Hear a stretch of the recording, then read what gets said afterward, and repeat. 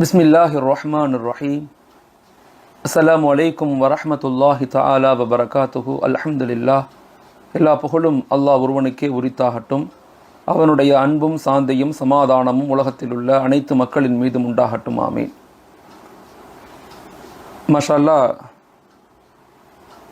தமிழகத்தில் உள்ள இமாம்கள் மற்றும் நிர்வாக பெருமக்களுக்கு ஒரு கண்ணியமான வேண்டுகோள். நம்முடைய வருங்கால சந்ததிகளை நம்ம உருவாக்கத்தான் இன்றைக்கி எல்லாருமே பல முயற்சிகளை செய்து கொண்டே இருக்கிறோம். நம்ம இந்த உலகத்தில் வாழ்ந்தோங்கிறதுக்கு ஒரு மிகப்பெரிய அத்தாட்சி நம்முடைய குழந்தைகள் தான்.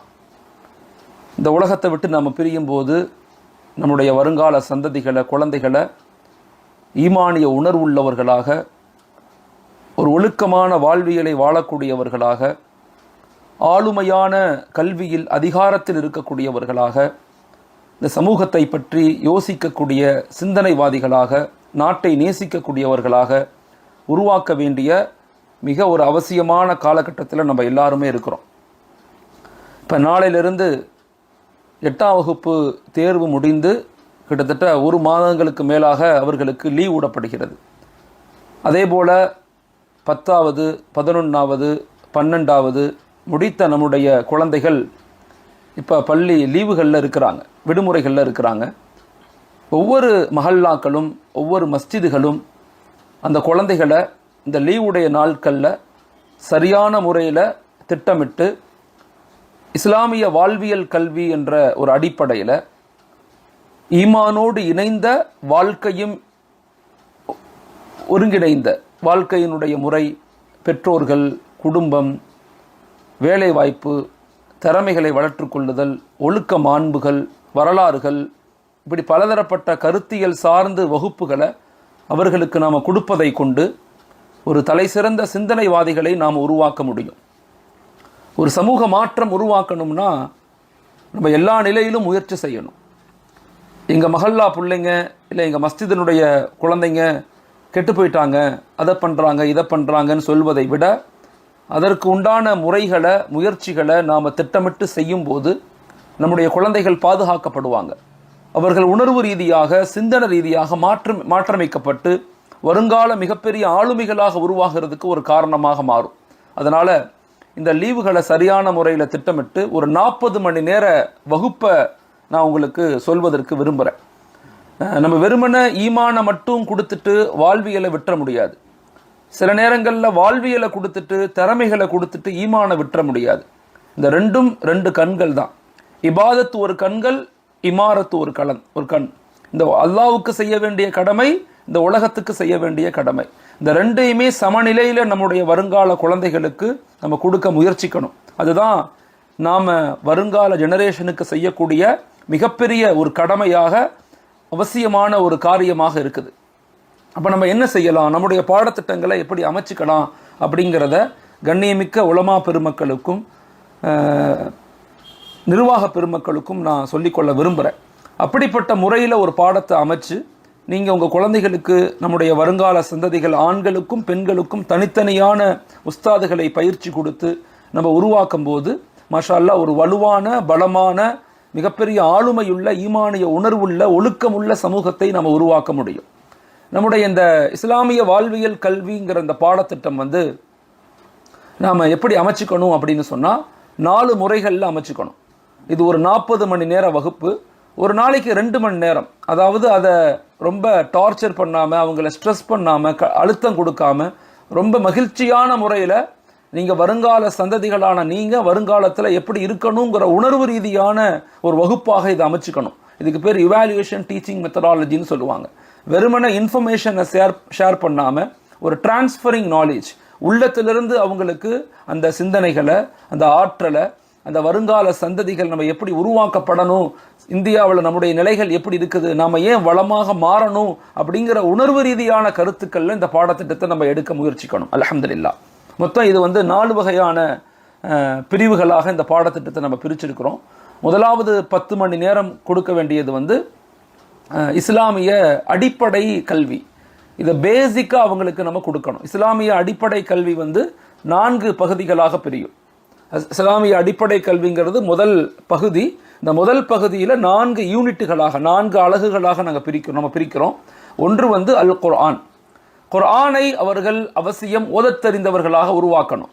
ஒருவேளை குர்ஆனை ஓதத் தெரியாத மாணவர்களாக இருந்தால் அவர்களுக்கு குர்ஆனுக்கு முக்கியத்துவம் கொடுத்துட்டு மீதி உள்ள பாடங்களை நம்ம தனிப்பட்ட முறையில் அவங்களுக்கு நடத்துறதுக்கு முயற்சி செய்யணும். அவங்கள 2.5 மணி நேரமாக கன்வெர்ட் பண்ணணும். இந்த இஸ்லாமிய வாழ்வியல் கல்வியை 40 மணி நேரம் படிக்கக்கூடியவங்களுக்கு ஒரு நாளைக்கு 2 மணி நேரம், குர்ஆன் ஓதவே தெரியலை, இல்லை மஹ்ரஜஸ் இல்லை, இல்லை அவங்கள்ட்ட வந்து உச்சரிப்புகள் சரியில்லைன்னா இன்னொரு 1/2 மணி நேரம் எடுத்து குர்ஆனுக்கு சரியான முறையில் குர்ஆனை மட்டும் பயில்வதற்கு முயற்சிகள் நம்ம செஞ்சு கொடுக்கணும்.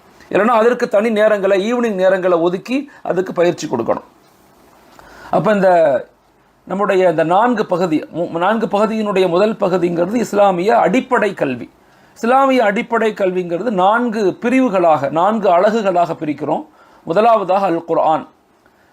குர்ஆனை அவங்க வந்து முறைப்படி ஓதத் தெரிந்தவர்களாக இருந்தால் அவர்களுக்கு அவசியமாக குர்ஆனுடைய கடமைகள் என்ன, குர்ஆனுடைய வரலாறுகள் என்ன, குர்ஆன் எப்படி இறங்குனுச்சு, குர்ஆனுடைய முக்கியத்துவம் என்ன. இப்போ உதாரணத்துக்கு குர்ஆனுக்குன்னு சில கடமைகள் இருக்குது, அதை குழந்தைகளுக்கு சொல்லிக் கொடுக்கணும். பிலீவ் இட், அதை நம்ம நம்பணும். ரீட் இட், அதை நம்ம படிக்கணும்.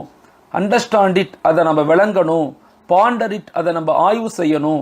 ப்ராக்டிஸ் இட், அதை வாழ்க்கையில் அமல் செய்யணும். ஸ்ப்ரெட் இட், இது மக்கள்கிட்ட கொண்டு போய் சேர்க்கணும். முதல் 5 விஷயங்கள் நமக்குரியது. 6வது ஒரு விஷயம் மக்கள்கிட்ட குர்ஆனை கொண்டு போய் சேர்க்கணும். அப்படிங்கிறத குர்ஆனுடைய வரலாறு, குர்ஆனுடைய கண்ணியம், குர்ஆனுடைய கற்பதின் அவசியம் என்ன, அது இறங்கிய விஷயங்கள் என்ன அப்படின்லாம் சொல்லி குறிப்பாக ஒரு 10 சூறாக்களை அவங்கள மனனம் செய்த வைக்கணும். அர்த்தங்களோடு மனனம் செய்ய வைக்கிறது. அதில் குறிப்பாக 4 சூறாக்கள் இதுதான் மிக முக்கியம். இந்த 4 சூறாக்களை அவங்க விளங்கி அதை புரிந்து ஒரு மாணவன் கற்றுக்கொண்டா அவனுடைய ஈமான் பாதுகாக்கப்படும். 1வது சூரத்துல் இஹ்லாஸ், குல் ஹுவல்லாஹு அஹத். இது ஈமானிய சிந்தனையை உரிய சூரா.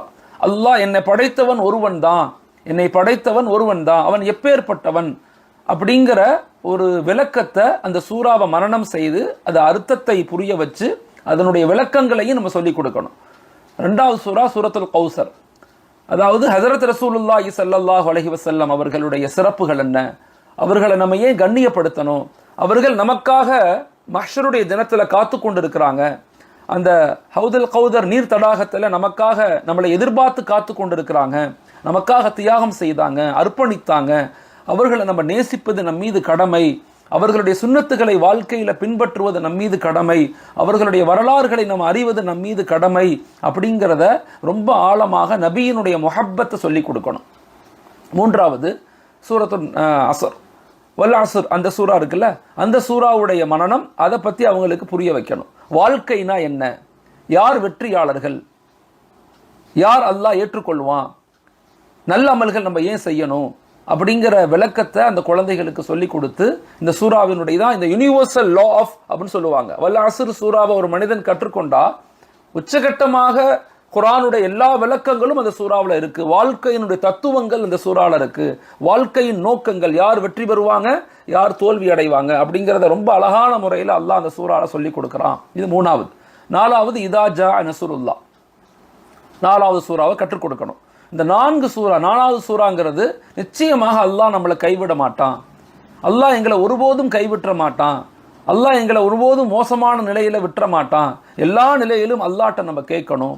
அல்லாஹ் கேட்கறத விரும்புகிறான், அல்லாஹ் கொடுக்கறத விரும்புகிறான், அல்லாஹ் மன்னிக்கிறத விரும்புகிறான், அல்லாஹ் மனிதர்களை நேசிக்கிறான் அப்படிங்கிற உணர்வுகளை இந்த 4 சூறாக்கள் மூலமாக அவங்களை ஏற்படுத்தி கொடுக்கணும். இது ரொம்ப மினிமம் டெவலப்மெண்ட் தான். பெருசாக அவங்களை எக்ஸ்பிளைன் பண்ணணும்னு தேவையில்லை. ஒரு குறிப்பிட்ட கான்செப்டை வச்சு அந்த கான்செப்டை அவங்க முழுமையாக ஈமானிய குர்ஆனிலிருந்து விளங்கிக்கிட்டாங்களா அப்படிங்கிறத அவங்களுக்கு சொல்லிக் கொடுக்கணும். இது முதல் பாடம். இஸ்லாமிய அடிப்படை கல்வியினுடைய 2வது பாடம் ஈமானியத், நம்பிக்கை, அல்லாஹ் மீது உண்டான நம்பிக்கை. ஏகத்துவம் என்றால் என்ன, ஏன் நம்ம இறைவனை ஒருவனாக அணைக்கிறோம், தூதுத்துவத்தின் காரணம் என்ன. ஈமானுங்கிறது 4 விஷயங்களை கொண்டு கட்டமைக்கப்பட்டிருக்குது. நம்முடைய அடிப்படையே இந்த ஈமானிய மார்க்கத்தினுடைய மூலக்கூறுவே 4 தான். இந்த 4ஐயும் அவர்களுக்கு புரிய வைக்கணும். ஒன்று வஹதானியத், அல்லாஹ் ஒருவன், என்னை படைத்தவன் ஒருவன், அவனுக்கு உருவம் இல்லை, அவனுக்கு சிலைகள் இல்லை, காரணம் என்ன அப்படிங்கிறதெல்லாம் நீங்கள் பாடத்தில் அவங்களுக்கு மெதுவாக புரிய வைக்கணும். ரெண்டாவது ரிசாலத். இந்த உலகத்தில் எப்படி வாழணும், எப்படி இந்த வாழ்க்கை முறையை அமைத்து கொள்ளணும் அப்படிங்கிற முழுமையான கைடன்ஸாக அல்லாஹு தாலா குர்ஆனை கொடுத்துருக்கிறான். குர்ஆனுக்கு முன்னாடி தௌராத் இருந்துச்சு, இன்ஜீல் ஜபூர் இருந்துச்சு, இன்ஜீல் இருந்துச்சு. குர்ஆன் என்பது இறுதி வேதம். எல்லா வேதங்களுடைய அப்டேட் தான் குர்ஆன். குர்ஆன் எல்லாத்தையும் நமக்கு கற்றுக் கொடுக்கும். அந்த ரிசாலத்தை நபிமார்கள் மூலமாக அல்லாஹ் உலகத்துக்கு அனுப்புனா. நம்ம ஏன் குர்ஆனை பாதுகாக்கணும் அப்படிங்கிறத சொல்லிக் கொடுக்கணும். ஈமானிய மார்க்கத்தினுடைய மூலக்கூறான மூணாவது விஷயம் என்னன்னா ஷரியத். இந்த குழந்தைகளுக்கு ரொம்ப புரிகிற மாதிரி சொல்லணும். மார்க்கத்தின் நோக்கம் என்ன, ஷரியத்னா என்ன? ஷரியத் என்பது அடிமைத்தனம் கிடையாது. நம்ம தொழுகிறதுனால, நாம நோன்பு வைக்கிறதுனால, நாம ஜக்காத் கொடுக்கறதுனால அல்லாஹ்வுக்கு எதுவும் கிடைச்சி போறதில்ல. நம்ம செய்யாம விட்டுட்டா அல்லாஹ்வுக்கு எதுவும் குறைய போறதும் இல்லை. இந்த நோன்பு, இந்த தொழுகை, இந்த ஜக்காத், இந்த ஹஜ் என்பது மனித இனத்தினுடைய வளர்ச்சிக்கானது, மனித இனத்தினுடைய உருவாக்கத்திற்கானது. இந்த உலகத்தில் இயற்கையிலேயே பல கஷ்டங்களும் துன்பங்களும் இருக்கும். அதிலிருந்து மனிதன் விடுதலை அடையணும், அதிலிருந்து ஒரு நேரான வாழ்க்கையை வாழணும்னா அவனுக்கு ஒரு வழிகாட்டுதல் தேவை, ஒரு வாழ்க்கை முறை தேவை. அந்த வாழ்க்கை முறைக்கு பேர் தான் ஷரியத். ஷரியத் என்பது அடிமைத்தனம் அல்ல, ஷரியத்து தான் சுதந்திரத்தின் உச்சம். கட்டுப்படுதலை கொண்டே நம் வளர்ச்சி அடைய முடியுமே தவிர நாம் தான் தோண்டித்தனமாக நம்ம எப்படி வேணாலும் வாழலான்னு இருந்தா நிச்சயமாக நம்மளால வெற்றி அடைய முடியாது அப்படிங்கிறத குழந்தைகளுக்கு புரிய வைக்கணும். நாலாவது, இது எல்லாம் பெரிய பெரிய பாடம். நீங்க பாடம் நடத்தும் போது அந்த கண்டென்ட்ல இருந்து நல்ல நல்ல சிந்தனைகளை கொண்டு வந்து நீங்க நிறைய படிச்சிருப்பீங்க, நிறைய கிதாபுகளை முத்தாலா செஞ்சிருப்பீங்க. அதை கொண்டு நம்ம சமுதாயத்துக்கு சரியான விளக்கங்களை கொடுக்க முயற்சிக்கணும். நாலாவது மிக முக்கியமானது ஆகிரத். இந்த உலக வாழ்க்கை நிரந்தரம் அல்ல, மறுமைதான் நிரந்தரம். இந்த உலக வாழ்க்கை எல்லாரும் மௌத்தா போவோம், மௌத்துக்கு பின்னால ஒரு வாழ்க்கை இருக்குது.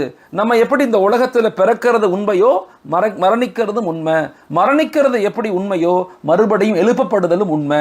இந்த உலகம் எப்படி உண்மையோ சொர்க்கமும் உண்மை, நாம எப்படி உண்மையோ அல்லாஹ்வும் உண்மை அப்படிங்கிறத அந்த குழந்தைகளுக்கு பிஞ்சிலேயே ஆரம்பத்திலேயே இந்த 4 விஷயங்களையும் ரொம்ப ஆழமாக கொடுக்கணும். நம்பிக்கை, நான் யார நம்பணும்?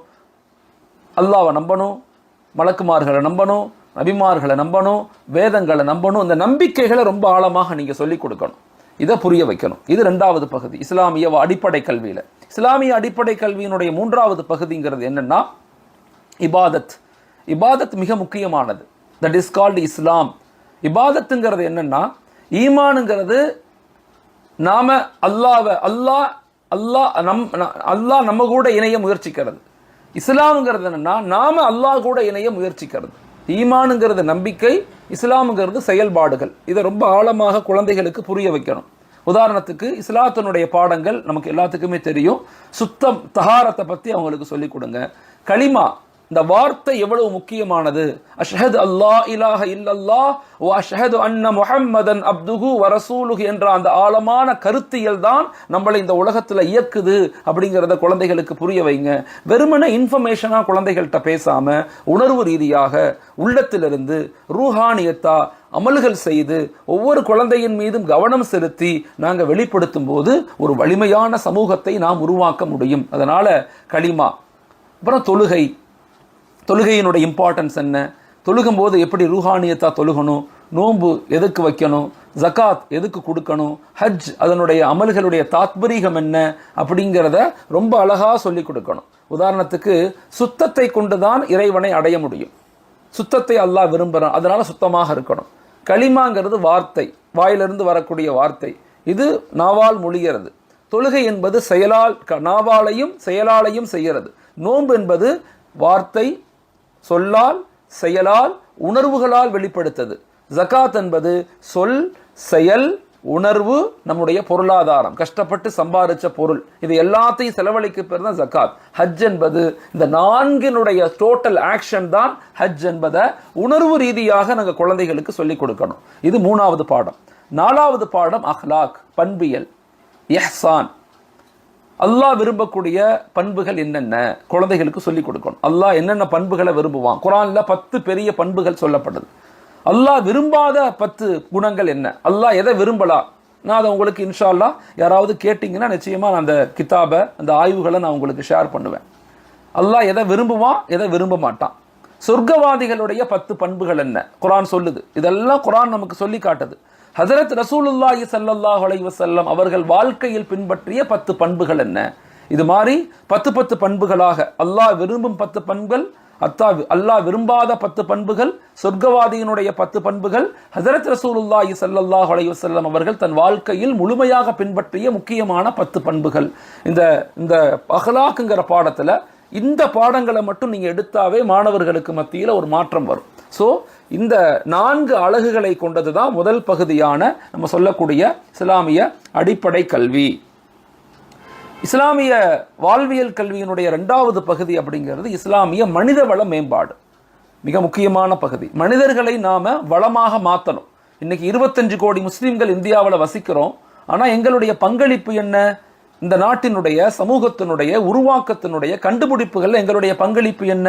ஹஜரத் ரசூலுல்லாஹி ஸல்லல்லாஹு அலைஹி வஸல்லம் அவர்கள் மதினாவுடைய 10 வருஷத்துக்கு பின்னாடி நாம இஸ்லாமிய சமூகம் இந்த உலகத்தை 1318 ஆண்டுகள் அறிவால், சிந்தனையால், ஆற்றலால், கண்டுபிடிப்புகளால், பொருளாதாரத்தால், அரசியல் மாற்றங்களால், கலாச்சாரங்களால், இப்படி எல்லா துறைகள்லையுமே பங்களிப்பு அளித்து இந்த உலகத்தை நிர்வகிக்கக்கூடிய மிகப்பெரிய ஆளுமையான சமூகமாக இருந்ததன் காரணம் என்னன்னா, ஹஜரத் ரசூலுல்லாஹி ஸல்லல்லாஹு அலைஹி வஸல்லம் அவர்கள் மனிதர்களை உருவாக்குனாங்க, ரிஜால்களை உருவாக்குனாங்க. That is called human resource development. மனிதர்களை வளமாக மாற்றணும். அது தீனுடைய மிக முக்கியமான பண்பு. அதை எப்படி செய்யணும்? அப்ப இஸ்லாமிய மனிதவள மேம்பாடுங்கிறது 2 பகுதிகளாக பிரிவும். ஒன்று இருக்குது இஸ்லாமிய மனிதவள மேம்பாடு, இன்னொன்று இஸ்லாமிய மனித மேலாண்மை மேம்பாடு. அதாவது நம்மளை நாமே எப்படி சரி செஞ்சுக்கணும், மற்றவங்கள்ட்ட எப்படி நடந்துக்கணும். Personal development, personality development, characteristic development. 2 டெவலப்மெண்ட்டின் மீதும் கவனம் செலுத்தணும். தன்னை பற்றியும் நம்ம யோசிக்கணும், மற்றவர்கள்ட்ட நம்ம எப்படி நடந்துக்கிறோம், நம்மளால யாரும் பாதிக்கப்படாமல் இருக்காங்களா, இது 2ம் இணைந்ததுதான் இஸ்லாமிய மனிதவள மேம்பாடு. இஸ்லாமிய மனிதவள மேம்பாடுங்கிறது 4 அலகுகள், 4 யூனிட்டை கொண்டு உருவாக்கியிருக்கோம். ஒன்று சுய மேம்பாடு. ஒரு மனிதன் சுயமாக எப்படி வளர்ச்சி அடையணும், சுய மேம்பாட்டு அடிப்படையில் நம்ம எப்படி டெவலப் பண்ணணும். இப்போ சுய மேம்பாடு அப்படிங்கிறதுனா என்ன அப்படிங்கிறத இஸ்லாமிய 10 வாழ்வியல் முறைகள், 10 இஸ்லாமிய வாழ்வியலுடைய சுய மேம்பாட்டினுடைய கருத்துக்கள்னு சொல்லி இஸ்லாமிக் லைஃப் சிஸ்டம் அப்படிங்கிறத ஒன்று உருவாக்கியிருக்கோம். அப்போ அதை மையப்படுத்தி நம்முடைய சுய மேம்பாட்டு கருத்துக்களை நம்ம என்ன செய்யணும், கொண்டு வரணும். உதாரணத்துக்கு சுய பரிசோதனை. ஒரு மாணவன் தன்னைத்தானே எப்படி சுய பரிசோதனை செய்யணும், வாழ்க்கையின் நோக்கம் என்ன அப்படிங்கிறத அவங்கள்ட்ட ஒரு கேள்வி கேட்கணும். நிலையான வளர்ச்சி, சரியான வளர்ச்சி, நிலையான வளர்ச்சி. நம்ம ஏன் கடந்த 300 வருஷமா பலகீனமாயிட்டோம்னா, ஆன்மீகத்துக்குள்ள போனவங்க சமூகத்தை பத்தி யோசிக்கிறது இல்ல, சமூகத்துக்குள்ள போனவங்க பொருளாதாரத்துல ஸ்டெபிலிட்டி ஆகிறது இல்ல, பொருளாதாரம் சம்பாதிக்கணும்னு போயிட்டு பிள்ளைங்களை படிக்க வைக்கிறது இல்ல. இன்னைக்கு பிள்ளைங்களை படிக்க வைக்கணும்னு ஆசைப்படுறோம், குழந்தைகளை தீனோடு இணைக்கிறது இல்ல. அப்ப நாம சமநிலையை இழக்கக்கூடாது. அப்புறம் கவனம் எப்படி செலுத்தணும், உணர்வு ரீதியான சிந்தனைகளை எப்படி கொண்டு வரணும், தொடர் முயற்சிகளை எப்படி செய்யணும், நம்பிக்கையான நிறைவான உறவுகளை எப்படி கொண்டு வரணும் அப்படிங்கிறதெல்லாம் இந்த சுய மேம்பாட்டு கருத்துக்களை நம்ம கொண்டு வர்றோம். இது மனிதவள மேம்பாட்டினுடைய முதல் பாடம். மனிதவள மேம்பாட்டினுடைய 2வது பாடம்ங்கிறது மனித மேலாண்மை. நான் முதல்ல சொன்னேன், அதுக்கு பேர் அதாலத். மற்றவங்கள்ட்ட நேர்மையாக எப்படி நடந்துகிறது, அதுல ஒருங்கிணைந்த ஆன்மீக வளர்ச்சி, ஆன்மீக ரீதியாக நம்ம எப்படி ஹோலிஸ்டிக் டெவலப்மெண்ட் இன்னைக்கு ஆய்வுகள் சொல்லுது. அதாவது அறிவு சார்ந்து, ஒழுக்கம் சார்ந்து, திறமைகள் சார்ந்து, அப்ளையிங் நாலேஜ், சமூகத்தை பற்றியும் கவலைப்படக்கூடிய விஷயத்துக்கு பேர் தான் ஒருங்கிணைந்த வளர்ச்சின்னு சொல்றாங்க. அப்போ உடலியல் ஆரோக்கியத்தின் மீது எப்படி கவனம் செலுத்தணும், மனித உறவுகளை எப்படி நம்ம சரி செய்யணும். உதாரணத்துக்கு அல்லாஹு தாலா 12 மனித மேலாண்மை தன்மைகளை குர்ஆன்ல கூறுறான். 12 மனித மேலாண்மை, மனிதர்களை எப்படி மேலாண்மை செய்யணுங்கிறத அல்லாஹு தாலா குர்ஆன்ல 12 இடங்கள்ல குர்ஆன் ஆயத்துகள்ல சொல்லி கொடுக்குறான். அதே மாதிரி வாழ்க்கையில ஹஜ்ரத் ஸல்லல்லாஹு அலைஹி வஸல்லம் 12 மனித மேலாண்மைகளை உருவாக்கி எப்படி சஹாபாக்களை கையாண்டாங்க. உதாரணத்துக்கு யுமா ரஹ்மத்தின் மினல்லாஹி லின்தலஹும் வலவ் குன்த ஃபல்லன் கலீலல் கல்பி லன்ஃபல்லு மின் ஹவுலிக், இப்படி சில ஆயத்துக்கள் அல்லாஹ் என்ன சொல்றான் சொல்லி எப்படி ஹஜ்ரத் ஸல்லல்லாஹு அலைஹி வஸல்லம் மக்களிடத்துல எப்படி 12 மனித மேலாண்மைகளை கையாண்டாங்க. அதே மாதிரி ஹஜ்ரத் ரசூலுல்லாஹி ஸல்லல்லாஹு அலைஹி வஸல்லம் தன்னுடைய படிநிலைகள், மேம்பாட்டினுடைய படிநிலைகள் எப்படி நம்ம மேம்படணும், ஸ்டெப்பா எப்படி நம்ம மேம்படுத்தி கொண்டு வரணும். அதே மாதிரி விழுமியங்கள், மனித மேலாண்மையினுடைய 4 விழுமியங்கள். அன்பாக பேசணும், மக்களை ஏற்றுக்கொள்ளணும், மக்களை மன்னிக்கணும், எல்லா நிலையிலும் சுய மேம்பாடை பற்றி சுயமாக நான் நல்லா இருக்கணும், நான் மட்டுமே நல்லா இருக்கணும்னு யோசிக்காம சுயநலமாக இல்லாமல் பொதுநலமாக எப்படி இருக்கணும் அப்படிங்கிறதெல்லாம் மனித மேம்பாட்டினுடைய மேலாண்மை விஷயங்கள். இது 2வது பகுதி.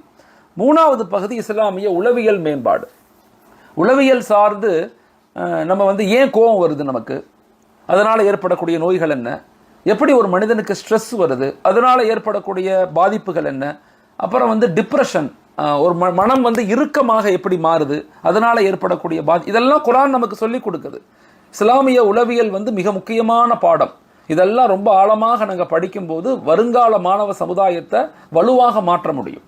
இப்போ அதுக்கு நம்ம எப்படி முயற்சி செய்யணும், கோபங்களால் ஏற்படக்கூடிய நோய்களை அதிலிருந்து எப்படி தவிர்த்துக்கணும், எப்படி பக்குவப்படணும், உலகங்களை எப்படி ஆசைப்படாமல் இருக்கணும், மனிதர்களை நம்ம எப்படி ஏற்றுக்கணும், உறவுகளோடு எப்படி சேர்ந்து வாழணும், ஏழைகளை எப்படி நம்ம கவனிக்கணும், மனசை எப்படி ரிலாக்ஸ் பண்ணணும், இது எல்லாத்தையுமே இஸ்லாமிய உளவியல் பாடத்தில் நீங்கள் சொல்லிக் கொடுக்கணும்.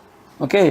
4வது இஸ்லாமிய மனிதவள மேம்பாடு 4வது விஷயம் நபி வழி தலைமைத்துவம், இந்த ப்ரொஃபட்டிக் லீடர்ஷிப்.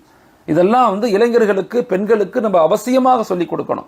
தலைமைத்துவத்தினுடைய அடிப்படை தன்மைகள் என்ன, இஸ்லாமிய தலைமைத்துவத்திற்கும் ஏனைய லீடர்ஷிப் குவாலிட்டிக்கும் உள்ள வித்தியாசம் என்ன, அல் குர்ஆன் கூறக்கூடிய 10 தலைமைத்துவ பண்புகள் என்ன, ஹஸரத் ரசூலுல்லாஹி ஸல்லல்லாஹு அலைஹி வஸல்லம் அவர்கள் வாழ்க்கையில் பின்பற்றிய 17 தலைமைத்துவ பண்புகள் அது என்ன அப்படிங்கிறது எல்லாத்தையுமே நம்ம என்ன செய்யணும், இந்த மனிதவள மேம்பாட்டு பாடத்தில் அவங்களுக்கு சொல்லிக் கொடுக்கணும். இப்போ நான் சொல்கிறத கண்டென்ட்டாக எடுத்துக்கிட்டு பல புத்தகங்கள் பல விஷயங்களை படிக்கலாம், பல விஷயங்கள் நீங்களே குர்ஆனில் தேடலாம். அந்த மாணவர்களுக்கு இந்த தலைப்பில் வேற என்ன டாபிக் வேணாலும் பேசுங்க, ஆனால் தலைப்புக்குள்ளே நீங்கள் பேசும்போது அவர்கள் உருவாகுவதற்கு ஒரு வாய்ப்புகளாக இருக்கும். இது பகுதி 2. பகுதி 3 இஸ்லாமிய குடும்பவியல் மேம்பாடு. இது மிக முக்கியமான விஷயம். இன்னைக்கு ஆணும் படிச்சிருக்கிறாங்க, பெண்ணும் படிச்சிருக்கிறாங்க, ஆனால் 2 பேருமே சேர்ந்து வாழ முடியலை, 2 பேருமே சேர்ந்த மனநிலையில் இருக்க முடியலை. அப்போ நம்ம படிப்பு மட்டும் போதுமா வாழ்க்கைக்கு? அதை தாண்டி நம்முடைய குடும்பம், நம்முடைய கடமை, நம்முடைய பொறுப்பு. உதாரணத்துக்கு ஒரு ஆணுடைய உரிமை என்ன, ஒரு ஆணுடைய கடமை என்ன, ஒரு ஆணுடைய சுதந்திரம் என்ன, ஒரு பெண்ணுடைய உரிமை என்ன, ஒரு பெண்ணுடைய கடமை என்ன, ஒரு பெண்ணுடைய சுதந்திரம் என்ன, இது எல்லாத்தையும் குர்ஆன் நமக்கு சொல்லுது. உதாரணத்துக்கு சூரத்துன் நிசா எடுத்துக்கிட்டீங்கன்னா குடும்பவியல் வாழ்க்கையை பற்றி 4 பகுதிகளாக சூரத்துன் நிசா நமக்கு ரொம்ப அழகாக விளக்கப்படுத்தும். ஸோ இந்த குடும்பவியல் வாழ்க்கை அப்படிங்கிறது 6 பகுதிகளாக மாணவர்களுக்கு சொல்லிக் கொடுங்க. குடும்பவியல் அப்படிங்கிறது 6 மிக முக்கியமான பொறுப்புகளோடு நம்ம செயல்படணும் அப்படிங்கிறத மாணவர்களுக்கு சொல்லிக் கொடுங்க. ஒன்று, நமக்கும் அல்லாஹ்வுக்கும் மத்தியில், நம்முடைய படைத்தவனுக்கு மத்தியில் உண்டான ரிலேஷன்ஷிப் எப்படி இருக்கணும், அதை ரொம்ப ஸ்ட்ராங்காக நம்ம வச்சுக்கணும் அப்படின்னு சொல்லிக் கொடுங்க. 2வது, நமக்கும் நம்முடைய பெற்றோர்கள், நம்முடைய முன்னோர்கள், நம்முடைய பெற்றோர்கள், நம்முடைய முன்னோர்கள், இவர்களுக்கு மத்தியில் நம்ம தொடர்புகள் எப்படி இருக்கு. உதாரணத்துக்கு இன்னைக்கு நாம முஸ்லீமா இருக்கிறோம்னு சொன்னா அதுக்கு காரணம் நம்முடைய பெற்றோர்கள். அந்த பெற்றோர்கள் முஸ்லீமா இருக்காங்கன்னா அவங்க தாத்தா, அவங்களுடைய தாத்தா, அவங்களுடைய தாத்தா, யாரோ ஒருத்தவர் இந்தியாவில் தமிழகத்தில் இந்த இஸ்லாத்தினுடைய மார்க்கத்தின் மீது ஈர்க்கப்பட்டு அவர்களுக்கு அல்லாஹ் இந்த ஹிதாயத்தை நசீபாக்கியிருக்கான். அந்த ஹிதாயத் நசீபானதனுடைய விளைவு தான் இன்னைக்கு நீங்களும் நாங்களும் முஸ்லீம்களாக இருக்கிறோம். ஸோ முன்னோர்களை கம்பல்சரி நம்ம நினைக்கணும், அவர்களுக்காக துவா செய்யணும், அவர்களுக்காக தான தர்மங்கள் செய்யணும், அவர்களை பற்றி நம்ம வாழ்க்கையில் நம்முடைய வருங்கால சந்ததிகளுக்கு சொல்லிக் கொடுக்கணும். மஹ்ஷருடைய தினத்தில் கூட அல்லாஹ் நம்மளை அழைக்கும் போது எப்படி கொடுப்பான்? உதாரணம், என்னுடைய பேர் ஹலீல் அஹ்மத், அல்லாஹ் எப்படி கூப்பிடுவான்? ஃபுலானு புனு ஃபுலானு புனு ஃபுலான், ஹலீதனுடைய அத்தா, அத்தாவுடைய அத்தா, இப்படித்தான் நம்மளை கூப்பிடுவான். நம்மளை கூப்பிடும் போதே முன்னோர்களுடைய பேர் சொல்லி தான் கூப்பிடுவான். முன்னோர்களை மதிக்காத எந்த சமூகமும் முன்னேறியதாக வரலாறு கிடையாது. அதனால் தயவு செய்து முன்னோர்களுடைய வாழ்க்கை முறைகளை, பெற்றோர்களுடைய இணைப்பு முறைகளை குழந்தைகளுக்கு சொல்லிக் கொடுங்க, அதனுடைய முக்கியத்துவம் சொல்லிக் கொடுங்க. 3வது, கணவன் மனைவி குழந்தைகளுடைய உறவு முறைகள், இதை குழந்தைகளுக்கு சொல்லிக் கொடுக்கணும். நம்முடைய அத்தா, நம்முடைய அம்மா எப்படி வாழ்றாங்க, நாமளும் எப்படி வாழணும் அப்படின்னு சொல்லிக் கொடுக்கணும். 4வது, நம்முடைய சகோதர சகோதரிகள் இரத்த உறவு பந்தங்களை எப்படி பேணி பாதுகாக்கணும், இரத்த உறவு பந்தங்களோடு எப்படி இணைந்து வாழணும். ஒருபோதும் இரத்த உறவுகளை நம்ம இழந்துடக்கூடாது. குறிப்பாக பெண் இரத்த சொந்தங்கள். கிதாபுகளில் இமாம் இப்னு ஜௌசி ரஹ்மத்துல்லா, இப்ராஹிம் அதுகம் ரஹ்மத்துல்லா சொல்றாங்க, உறவுகளில் இரத்த சொந்தங்களை பேணி வாழக்கூடியவங்களுக்கு 10 விதமான நன்மைகளை பற்றி சொல்றாங்க. அதுலேயும் குறிப்பாக சொல்றாங்க, யார் இரத்த சொந்தங்கள்ல பெண் இரத்த சொந்தத்தை, பெண்கள் இருப்பாங்கல்ல, அந்த அக்கா தங்கச்சி, அவங்க இரத்த சொந்தத்தை பேணி வாழக்கூடிய நபர்களுக்கு அவங்களுக்கு அல்லாஹ் தஆலா மோசமான வறுமையை கொடுக்கறதில்ல, சீக்கிர இறப்புகளை அபாயகரமான இறப்புகளை கொடுக்கறதில்ல, ஆக்சிடென்ட்டு, தீ விபத்து இதை கொடுக்கறதில்ல. மூணாவது, அவங்களுக்கு மோசமான நிலைகளை, வாழ்க்கையில் மோசமான நோய்களை கொடுக்கறதில்ல அப்படிங்கிறத இமாம்கள் ரொம்ப ஆழமாக ஆய்வு செய்து எழுதியிருக்கிறாங்க. அதனால் தயவு செய்து உறவுகள், இரத்த உறவுகளை பேணி வாழணும்னு குழந்தைகளுக்கு சொல்லிக் கொடுங்க. அஞ்சாவது நம்முடைய நண்பர்கள், அவங்களோட எப்படி இருக்கணும், அக்கம் பக்கத்து வீட்டுக்காரர்கள் எப்படி இருக்கணும், நம்முடைய கூட வேலை செய்யக்கூடிய எம்ப்ளாயிஸ், கொலீக்ஸ், அவங்களோட நம்ம எப்படி இருக்கணும், அவங்கள்ட்ட அன்பாக விட்டு கொடுத்து இறக்கப்பட்டு உதவி செய்து வாழணும். ஆறாவது, நம்முடைய இந்தியா போன்ற பெரிய நாடுகளில் பல மதங்கள், பல நம்பிக்கைகள், பல கலாச்சாரங்கள், பலவிதமான வழிபாட்டு முறைகள் மக்கள் அதிகமாக இருக்கிறாங்க. அவர்களோடு நம்ம எப்படி வாழணும், இந்தியர்களாக, தமிழர்களாக, மொழி ரீதியாக, உணர்வு ரீதியாக நம்ம அவங்களோட எப்படி தொப்புள் கூடி உறவுகளாக சேர்ந்து இருக்கணும், அதனுடைய முறைகள் என்ன அப்படிங்கிறத கற்றுக் கொடுக்கணும். இதெல்லாம் கற்றுக் கொடுக்கறதுக்கு பேர் தான் இஸ்லாமிய குடும்பவியல் வாழ்க்கை. இது இஸ்லாமிய சமூகவியல் பாடம்ங்கிறது மிக முக்கியமான ஒரு பாடம். அதுக்குள்ள இதை இணைத்து சொல்லிக் கொடுக்கணும். இது 3வது பாடம் பகுதி. 4வது பகுதி அப்படிங்கிறது இஸ்லாமிய அறிவு மேம்பாடு. இஸ்லாமிய அறிவு மேம்பாடு. இந்த இஸ்லாமிய அறிவு மேம்பாடு மிக முக்கியமானது. உலகத்தில் மொத்தம் 118 ஆய்வுத்துறைகள் இருக்கு. இந்த 118 ஆய்வுத்துறைகளையும் குர்ஆன் பல இடங்கள்ல மிக ஆழமாக எக்ஸ்பிளைன் பண்றது. நாம அந்த சிந்தனைகளில் படிக்காததுனால, அந்த சிந்தனைகளில் குர்ஆனை படிக்காததுனால, குர்ஆனை ஆய்வு செய்யாததுனால, ஹதீஸை ஆய்வு செய்யாததுனால நமக்கு அது தெரியல. ஹஸரத் ரசூலுல்லாஹி ஸல்லல்லாஹு அலைஹி வஸல்லம் அவங்களுடைய வாழ்க்கையில சஹாபாக்களுக்கு ஹஸரத் ஸல்லல்லாஹு அலைஹி வஸல்லம் ஒரு 6 கல்விகளை கற்றுக் கொடுக்குறாங்க ஆய்வுகள் அடிப்படையில். ஒன்று மேலே சொன்ன மாதிரி இஸ்லாமிய அடிப்படை ஈமானிய வாழ்க்கை முறை, குர்ஆன், ஹதீஸு, ஃபிக்ஹ், இது போன்ற விஷயங்கள். இது ஒரு பகுதி. இது மேலே படிச்சுட்டோம். நம்ம இஸ்லாமிய அறிவு மேம்பாடை நம்ம 6 பகுதிகளாக பிரித்து மாணவர்களுக்கு சொல்லிக் கொடுக்கணும். ஒன்று, இஸ்லாமிய வரலாறு. வரலாறுகளை மிக முக்கியமாக குழந்தைகளுக்கு சொல்லிக் கொடுக்கணும். இந்த நாடு நம்முடையது, இந்த நாட்டு மக்கள் நம்முடைய மக்கள், இந்த தேசம் நம்முடையது. இங்கே பேசக்கூடிய மொழி, நான் பிறத்தால், நான் இறப்பால், நான் இங்கே தான் இருப்பேன், நான் இங்கே தான் பிறப்பேன், நான் பிறந்தேன், நான் இங்கே தான் வாழ்வேன், நான் இங்கே தான் இறந்து போவேன், இது என்னுடைய நாடு அப்படிங்கிற உணர்வுகளை வரலாற்று ரீதியாக குழந்தைகளுக்கு நம்ம சொல்லிக் கொடுக்கணும். 2வது, இஸ்லாமிய சமூகவியல். நான் முதலே சொன்ன மாதிரி இங்கே பலதரப்பட்ட மக்கள் இருப்பாங்க, பலதரப்பட்ட மனிதர்கள் இருப்பாங்க, பல நம்பிக்கைகள், பல கோட்பாடுகள், பல வாழ்க்கை முறைகள். இவர்களோடு எப்படி இணைந்து வாழணும். அதில் இண்டிவிஜுவாலிட்டி அண்ட் இன்ஸ்டிடியூஷனலி, இண்டிவிஜுவலி நம்ம எப்படி இருக்கணும், இன்ஸ்டிடியூஷனலி நம்ம எப்படி இருக்கணும் அப்படிங்கிறதையும், தனி மனிதனாக நம்முடைய வாழ்க்கையை சமூகவியல் ரீதியாக எப்படி அமைச்சுக்கணும், கூட்டாக இருக்கும்போது நம்ம வாழ்க்கையை பிஹேவியரிசம் எப்படி அமைச்சுக்கணும் அப்படிங்கிறதையும் உங்களுக்கு என்ன தெரியுமோ சொல்லிக் கொடுங்க. இதை பெரிய பெரிய புத்தகங்கள் படித்து அப்படியெல்லாம் தேவையில்லை. நிறைய இளம் உலமாக்கள் இன்னைக்கு நிறைய படிச்சிருக்கிறாங்க. மூத்த உலமாக்களுடைய சரியான வழிகாட்டுதல் நமக்கு இருக்குது. அவர் அந்த பாடங்கள், அந்த விஷயங்களை முன்னெடுத்து உங்களுக்கு என்ன தெரியுமோ, என்ன கற்றுக்கிட்டீங்களோ அதை இந்த தலைப்புகளில் அவர்களுக்கு சொல்வதற்கு முயற்சி செய்யுங்க. 3வது, இந்த உலகத்தினுடைய அறிவியல் மற்றும் கல்வித்துறையில் நம்முடைய முன்னோர்கள் செய்த சாதனைகள் என்ன, நம்முடைய முன் சென்ற லீடர்ஷிப் குவாலிட்டி உள்ள ஆட்கள் யார், சஹாபாக்கள்னா யாரு, தாபியின்கள்னா யாரு, இமாம்கள்னா யாரு, கண்டுபிடிப்பாளர்கள் யாரு, ஃபேனை கண்டுபிடிச்சது யாரு, பிளேட் ஆரம்பத்தில் கண்டுபிடிச்சது யாரு, கிதாபை கண்டுபிடிச்சது யாரு, ஃபாதர் ஆஃப் மாடர்ன் சர்ஜரி அல் கவாரிஸ்மி, அவங்கெல்லாம் எப்படி கண்டுபிடிச்சாங்க அப்படிங்கிறதெல்லாம் இன்னைக்கு நிறைய ஆய்வுகளில், நிறைய புத்தகங்களில் எழுதப்படுது. அதெல்லாம் நீங்கள் என்ன செய்யலாம்னா சுருக்கமான முறையில் கல்வி மற்றும் அறிவியல் துறையில் நம்முடைய முன்னோர்கள் சாதித்த சாதனையாளர்கள் யாரெல்லாம் அப்படிங்கிறத நீங்க விளக்கப்படுத்தலாம். இது 3வது அலகு. இஸ்லாமிய அறிவு மேம்பாட்டினுடைய 4வது பகுதி அப்படிங்கிறது இந்திய சட்டம் மற்றும் இஸ்லாமிய தனியார் சட்டம். இந்த ரெண்டையுமே நம்ம கற்றுக் கொடுக்கணும். இப்போ இந்திய சட்டம், இந்திய அரசியலமைப்புங்கிறது உலகத்திலேயே பெரிய அரசியலமைப்பு. இந்த இந்திய அரசியலமைப்புங்கிறது 4 விஷயங்களை கொண்டு உருவாக்கப்பட்டுள்ளது. ஒன்று பிரியாம்பல். பிரியாம்பல்னு சொன்னா முகவுரை.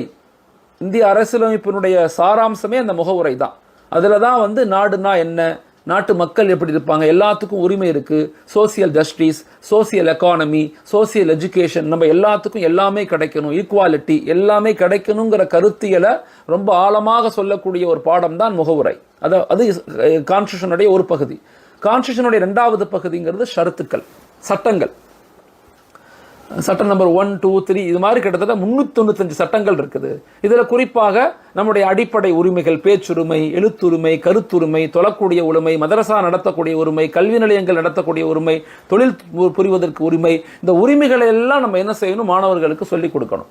சட்டங்களை சொல்லிக் கொடுக்கும்போது தான் ஒரு வலிமையான கட்டமைப்பை நம்ம ஏற்படுத்த முடியும். சட்டங்கள் தெரியாதவர்கள் கோழைகளாக மாற்றுவார்கள் என்கிறது கம்யூனிசம் மிக அழகாக சொல்லும். சட்டங்கள் தெரியாதவர்கள் வருங்காலத்தில் கோழைகளாக மாறுவாங்க.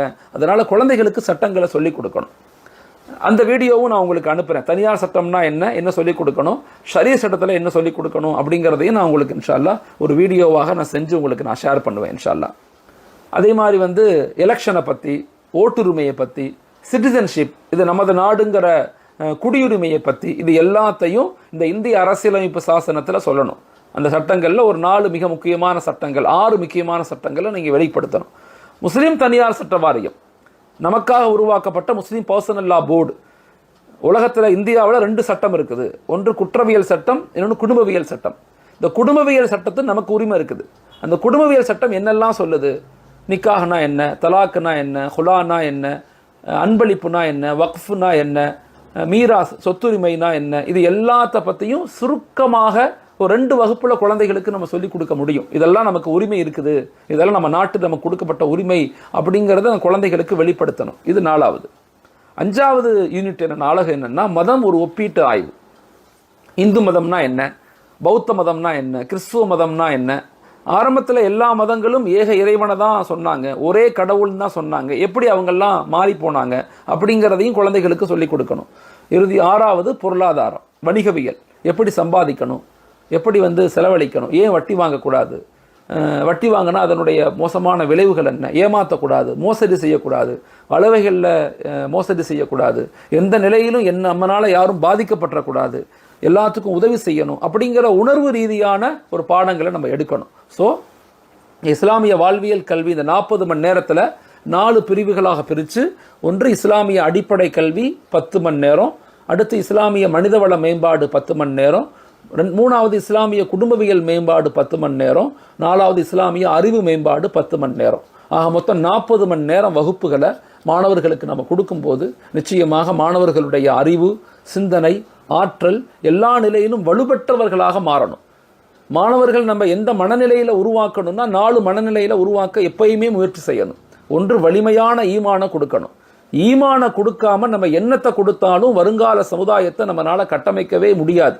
வெறுமன பொருளாதாரம், ஈமானிய உணர்வில்லாத பொருளாதாரம், அதிகாரம், கல்வி எதுவுமே ஆற்றலாக மாறாது, அது அழிவைத்தான் கொடுக்குங்கிறத மறந்துடாதீங்க. அதனால வலிமையான ஈமானை கொண்டு போய் சேருங்க.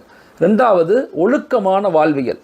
ஒழுக்கமான வாழ்வியல் இல்லை, நாங்கள் பாவங்கள் செய்கிறோம், உலகத்தினுடைய இன்பங்களில் மூழ்கிறோம் அப்படின்னா நாங்கள் நிச்சயமாக தோற்று போயிடுவோம், எங்களால் வெற்றி பெற முடியாது, ஷைத்தானை எதிர்த்து நிற்க முடியாது, இன்றைக்குள்ள அரசியல் சூழல்களை எதிர்த்து நிற்க முடியாது, பாவங்கள் செய்ய செய்ய நம்ம கோழைகளாக மாறுவோம். அதனால பாவங்கள் செய்யாத நேர்மையான இறைவனுக்கு பயப்படக்கூடிய தக்குவா உள்ள ஒரு ஒழுக்கமான வாழ்வியல் நமக்கு சமூகம் தேவை அப்படிங்கிறத உணர்ந்து அவர்களுக்கு புரிய வைங்க. 3வது குடும்பவியல். நம்முடைய வாழ்க்கையினுடைய பேஸ் குடும்பம் தான். நம்முடைய முன்னோர்கள், நம்முடைய அத்தா அம்மா, நம்முடைய மனைவி மக்கள், நம்முடைய உறவுகள், நம்முடைய சகோதர சகோதரிகள், நம்முடைய பக்கத்து வீட்டுக்காரவங்க, நம்முடைய கூட வேலை செய்கிறவங்க, நண்பர்கள், இந்த சமூகம். யாதும் ஊரே யாவரும் கேளீர் அப்படிங்கிற ஆழமான கருத்தியலை உலகத்துக்கு மிக ஆழமாக மிக ஆரம்பத்தில் சொன்னது இஸ்லாமிய மார்க்கம். அதனால எல்லா மனிதர்களையும் நேசிக்கணும். நாங்கள் மாணவர்களாக இருப்பதை விட முதலாவதாக மனிதர்களாக நம்ம எல்லாரையும் நேசித்து வாழணும் அப்படிங்கிற உணர்வுல குழந்தைகளுக்கு கொடுக்கணும். 4வது இஸ்லாமிய அறிவு மேம்பாடு. நமக்குன்னு சில அறிவு இருக்கு, நமக்குன்னு சில கலாச்சாரங்கள் இருக்கு, நமக்குன்னு சில அடையாளங்கள் இருக்கு, நமக்குன்னு நம்முடைய முன்னோர்களுடைய தியாகங்கள், அர்ப்பணிப்புகள், கண்டுபிடிப்புகள் இருக்குது. எல்லாத்தையும் அறிந்த மாணவ சமுதாயத்தை உருவாக்குவதே இன்றைய காலத்தினுடைய பல பிரச்சனைகளுக்கு, பல குழப்பங்களுக்கு தீர்வு. அறிவு அற்றம் காக்கும் கருவி.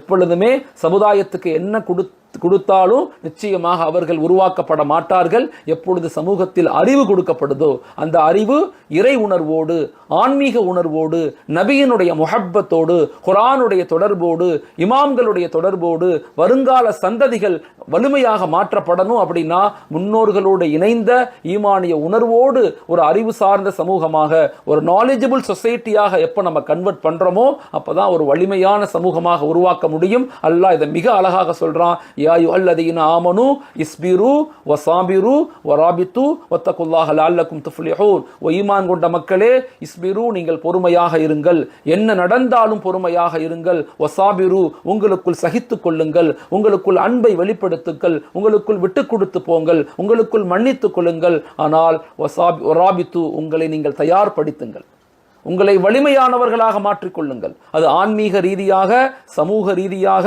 பொருளாதார ரீதியாக, கல்வி ரீதியாக இந்த 4 நிலைகளிலையும் சமநிலை வளர்ச்சியுடைய சமூகமாக நம்ம இருக்கும் போதுதான் ஒரு வலிமையான சமூகமாக, பலமான சமூகமாக, வலுவான சமூகத்தை இந்த உலகத்தில், இந்த இந்தியாவில், இந்த நாட்டில் விட்டுட்டு போக முடியும். இதை நம்ம செய்யலைன்னு சொன்னா வருங்காலத்தில் நம்ம அடிமைகளை விட்டுட்டு போயிடுவோம். அவங்க இந்த உலகத்தினுடைய இன்பங்கள்ல மூழ்கி போயிடுவாங்க, அல்லது இந்த உலகத்தினுடைய அதிகாரங்களை பார்த்து பயந்து அடிமைகளாக மாற்றப்படுவாங்க.